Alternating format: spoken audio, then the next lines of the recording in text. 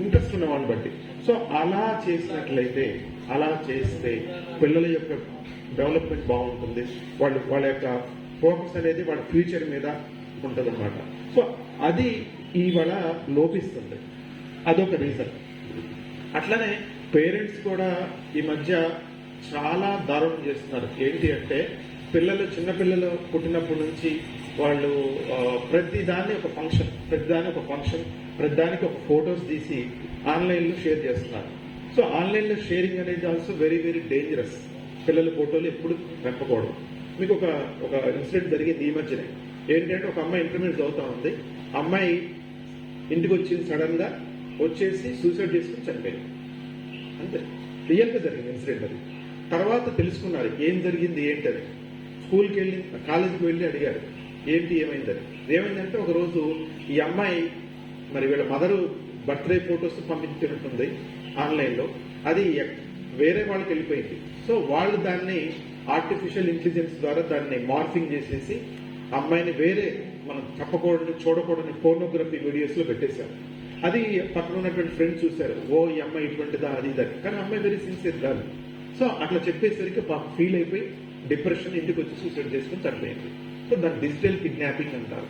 So మన తల్లిదండ్రులు కూడా సంతోషం కోసం, లేదా వ్యూస్ కోసం, లైక్స్ కోసం అలా పంపించకూడదు. Very very dangerous. ఈవెన్ చిన్నపిల్లలు కూడా పెద్దవాళ్ళు అయితే ఎలా ఉంటారు అని ఆర్టిఫిషియల్ ఇంటెలిజెన్స్ ద్వారా మార్ఫింగ్ చేసి కూడా రకరకాలుగా యూజ్ చేస్తున్నారు. సో ఆన్లైన్ లో ఇటువంటి మోసాలు జరుగుతూ ఉన్నాయి. సో డిజిటల్ కిడ్నాపింగ్, ఇటువంటి ఇన్సిడెంట్ జరుగుతూ ఉన్నాయి. కాబట్టి వాటికి దూరంగా ఉండాలి. సో ఇవన్నీ రీజన్స్ మనం. అట్లానే అమ్మాయిలు ఉన్నారు. అమ్మాయిలు కూడా కొన్ని బౌండరీస్ పెట్టుకోవాలి. కొన్ని బౌండరీస్ కంపల్సరీ ఉండాలి. ఇప్పుడు బర్త్డేలు ఉంటాయి, లేదా పార్టీలు ఉంటాయి. దానికి ఒక టైం, ఒక ఈవినింగ్ నైట్ టైంలో వెళ్ళకూడదు, లేదా డే టైంలోనే పార్టీస్ వరకు. సో అట్లా కొన్ని బౌండరీస్. సో అమ్మాయిలు అట్లా చేయట్లేదు. హైదరాబాద్ లో, విశాఖపట్నంలో ఒక లాయర్ ఫస్ట్ ఇయర్ అవుతుంది. వాళ్ళ ఫ్రెండ్ క్లాస్మేట్స్ అన్నారు బర్త్డే అని చెప్పేసి. అంటే సరే అని చెప్పేసి నైట్ వెళ్ళడం జరిగింది. తర్వాత అమ్మాయిని దారుణంగా రేప్ చేసి చంపేశారు. సో ఇవన్నీ ఇన్సిడెంట్ జరగడానికి కారణాలు ప్రతి పేరెంట్స్ వైపు ఉంది, ఆడపిల్లల వైపు ఉంది. అట్లనే మనకు వచ్చేటువంటి మూవీస్ చూడండి, అంత దారుణం. కరోనా తర్వాత మూవీస్ ఏది చూడకూడదు అని చూపెడుతున్నారు దారుణంగా. సో చిన్నపిల్లలు, మీలాంటి చిన్నపిల్లల యొక్క మెదడులో ఆ విధంగా చూపిస్తున్నారు negative emotions, negative way of dealing అంటే బాగా జరుగుతూ ఉంటుంది. సో అటువంటి వాటి వల్లే ఇవన్నీ కూడా మనకి ఈ రోజున మనకి ఇటువంటి ఇన్సిడెంట్స్ అన్ని కూడా బాగా జరుగుతున్నాయి. సో ఇన్సిడెంట్ జరిగినప్పుడు మనం, సో ఒక అమ్మాయి జరిగింది. సో అమ్మాయి జరిగినప్పుడు మనం ఎట్టి పరిస్థితుల్లో అమ్మాయిని డిస్కరేజ్ చేయకూడదు. అమ్మాయిని, ఎందుకంటే అటువంటి ఇన్సిడెంట్ జరిగినప్పుడు ఆ పిల్లలు కొంతమంది చెప్పుకోలేక సడన్ గా సూసైడ్ చేసుకోవడం, లేకపోతే స్కూల్కి వెళ్ళమని చెప్పేసి ఇంట్లోనే ఉండటం, అలా డిప్రెషన్ వెళ్ళిపోతుంటారు. అటువంటి వాళ్ళు చక్కగా దగ్గర తీసుకొని ధైర్యం చెప్పి, ఎందుకంటే అది అమ్మాయి తప్పు కాదు, ఎవడో మీకు చెప్పాను నేను, డ్రగ్స్ ఎఫెక్ట్ కావచ్చు, ఆల్కహాల్ ఎఫెక్ట్ కావచ్చు, ఏదో కారణం వల్ల జరుగుతూ ఉంటాయి. సో అమ్మాయికి ధైర్యం చెప్పి దగ్గర తీసుకొని, అమ్మాయికి అవసరమైతే, ఇప్పుడు ఇందాక మీకు ఒక అమ్మాయి చెప్పాను యాసిడ్ అటాక్ జరిగితే, సో అమ్మాయి ట్రీట్మెంట్ తీసుకోబట్టి ఈ రోజు బతుకుంది అమ్మాయి. సో అట్లా హాస్పిటల్ తీసుకెళ్తాం, లేకపోతే ఇమీడియట్లీ ఇన్సిడెంట్ జరిగినప్పుడు పోలీస్ కానీ, లేకపోతే మీకు దగ్గర ఉండి వాళ్ళకి ఇన్ఫార్మ్ చేయడం, అటువంటి ఇన్ఫర్మేషన్ అనేది తప్పనిసరిగా మనం తోటి వ్యక్తులుగా మనం చేయాలి. ఎందుకు చెప్తున్నామంటే, ఇప్పుడు ఈ మధ్య ఒక ఇన్సిడెంట్ జరిగింది, ఇక్కడ తెలంగాణలో జరిగింది. రోడ్డు పాపం వెళ్తున్నాడు ఒక అతను, 2 వీలర్ వెళ్తున్నాడు, ఒక బస్సు వచ్చి గుద్దేసింది. అతను పాపం చనిపోయే ముందు బ్లీడింగ్ అవుతా ఉంది. చుట్టూ అందరిని అడుగుతున్నాడు హెల్ప్ మీ అని. ఎవరు పట్టించుకోలేదు. తర్వాత ఎవరో 108 ఫోన్ చేస్తే వెహికల్ వచ్చింది, తీసుకెళ్లారు. కానీ ఈ లోపల చనిపోయారు. ఆలోచించండి, చుట్టూ ఉన్న వాళ్ళకి మనం కూడా ఎంత తప్పు చేస్తాం. ఒక ప్రాణం పోవడానికి కారణం మనమే కదా. సో అందుకే సోషల్ రెస్పాన్సిబిలిటీగా ఇటువంటి ఇన్సిడెంట్ జరిగినప్పుడు భయపడాల్సిన అవసరం లేదు. మీకు భయం అనిపించింది, వెంటనే మీరు ఎవరికి మీకు పేరు చెప్పాల్సిన అవసరం లేదు. Inform police, inform teacher. So immediately inform చేయండి. సో తోటి ప్రాణం నిలబడుతుంది, అవునా కదా.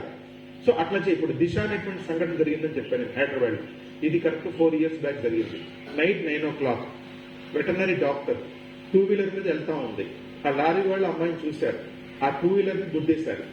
9 o'clock అని తెలుసు కదా, అందరూ జనరల్ గా మూవ్ అవుతుంటారు, వెహికల్స్ వెళ్తూనే ఉంటాయి.